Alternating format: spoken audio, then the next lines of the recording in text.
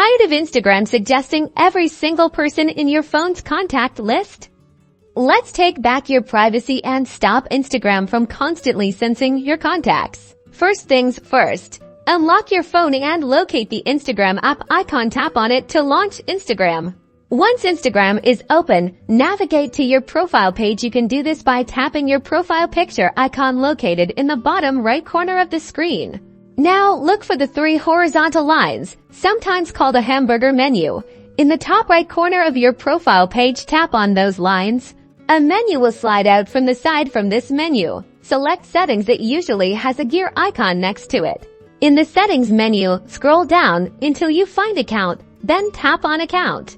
Within the account settings, look for Contacts, Sensing, and tap on it.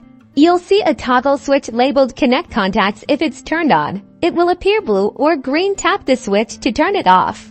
A pop-up window might appear, asking you to confirm that you want to disconnect your contacts. Tap Disconnect to confirm your choice. And that's it. You've successfully disconnected your contacts from Instagram. Now your personal contact list stays private. This gives you greater control over your friends' suggestions and privacy.